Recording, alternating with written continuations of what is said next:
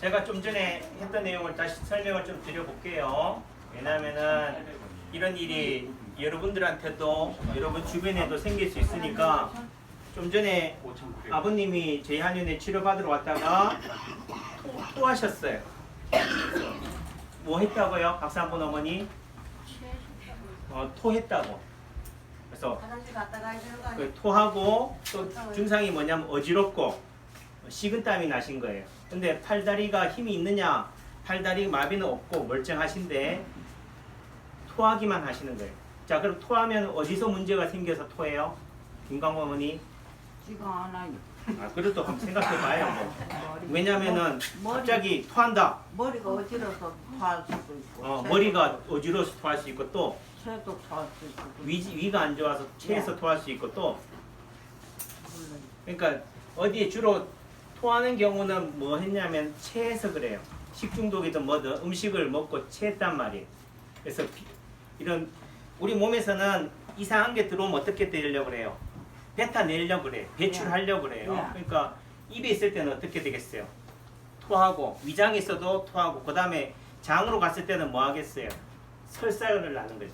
토사라고 그러지 않죠? 토사광란이라고 그러는데 이렇게 토하는 경우는 위장에 문제가 있어서 생기는 경우가 있어요.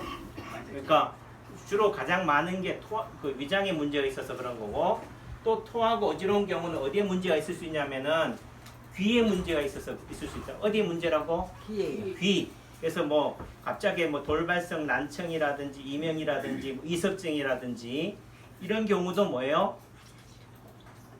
균형을 못 잡으니까 막 토하기도 해요. 그래서 이런 귀에 이상이 있을 수도 있지만은 또 주로 가장 많이 이제 심각한 게 어디냐면은 뇌의 이상이에요. 어디 이상이라고? 네, 머리예요.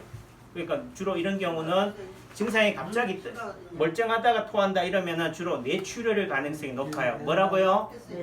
뇌출혈. 그러니까 지금 우리 김광세 아버님 같은 경우도 걸어서 오셨단 말이에요. 특별하게 저희 한의원 오실 때까지도 멀쩡했고 침대에 이제 침 맞으려고 누워 계시니까 막 갑자기 뭐예요? 어지럽고 토한다, 식은땀이 난다 이래서 우리 예 들어가세요. 아버님 잘 가셔요. 그래서 혈압을 쟀는데 혈압이 170에 90 약간 혈압 있죠. 나머지 뭐 맥박이라든가 체온은 정상이에요. 또 이분이 특별히 심장이라든지 뭐 당뇨라든지 이런 증상은 없고 그런데 제가 이제 검사를 해보니까 이 동공 자체가 어떻게 돼 오른쪽으로 돌아가 있어요. 의식은 있는데 정신은 멀쩡한데 팔다리 힘은 괜찮은데 동공이 오른쪽으로 돌아가 있어. 이러면은 오른쪽 뇌 쪽에 혈관이 막히거나 터지거나 뇌압이 상승해서 눌린다는 거지. 신경이 압박을 받는 조짐이 의심이 되는 거예요. 이런 경우는 상태가 점점 진행이 될 가능성이 있으니까 이런 경우는 병원에 입원해가지고 CT 사진을 찍어보면 바로 결과가 나오거든요. 그래서 내 쪽에 문제가 있다. 사이즈가 아주 크면은 뭐 수술을 해야 되겠고 그게 아니면은 안정하시면서 경과를 보다가 하시면은 이제 또 좋아지니까 그때 퇴원해도 되니까 그런 상태가 돼서 제가 119 앰뷸런스를 불렀어요. 그러니까 여러분들이 주변이나 가족분들이 그런 상황이 생긴다 하면은 뭐 해야 되겠어요? 우선은 뭐 남창규 의식이 있다 하면 남창규 한의원으로 보내시고 아니면은 병원으로 119를 불러서 하시되 그 부르는 동안 뭐 해야 되느냐? 토한다 이러면 어떻게 돼? 똑바로 누워서 있으면 돼요, 안 돼요? 어떻게 해야 돼요?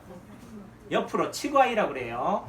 옆으로 이렇게 약간 옆으로 누운 상태에서 자연스럽게 토해도 어떻게 돼요? 흘러나올 수 있게 해야 돼. 근데 여기서 토하면 어떻게 돼요? 목에 다 걸려서 기도에 걸려서 흡인성 폐렴이 돼버려. 나중에 문제가 될 수 있으니까 약간 옆으로 누운 상태에서 자연스럽게 토해내고 또 덩어리가 있다면 어떻게 돼요? 손으로 입안에 있는 것들을 이렇게 하게 하면 돼. 걷어내면 되고 그 다음에 잘 토하도록 뭐 해주면 돼요? 브래지어 라인 쪽에 있는 등을 어떻게 돼요? 이렇게 들겨주면 돼. 두들겨주고 그 다음에 이제 병원까지 가는 동안에 뭐 하면 좋냐? 건장한 보호자들 있으면은 허벅지를 지압을 하면 돼요. 여기를 이렇게 어디를 지압하라고요? 허벅지가 여기를 왜 지압하라고 할까요? 여기가 뭐기 때문에 여기가 다리에서 따진다면 하체에서는 저쪽으로 가시면 돼요. 하체에서 따지면 여기가 뒤통수에 당이 돼. 그 머리나 목에 해당이 되기 때문에 뇌의 문제, 뇌로 인해서 토하는 거니까 머리나 목의 긴장을 풀어주는 쪽으로 해주면 되거든요. 그래서 여기를 열심히 지압을 하면은 팔다리 마비가 진행되는 환자들도 그렇고 또는 머리가 많이 아프다, 목에 긴장이 많다 이런 분들은 여기를 지압을 하면은 응급조치가 돼요.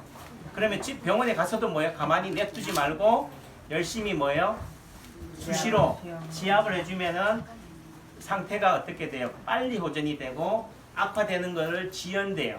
더 이상 악화가 빨리 안 돼도 천천히 악화되도록 해주는 역할을 하니까 여기를 열심히 지압을 하는데 그럼 얼만큼 해야 돼요? 그냥 수시로 하는 거지.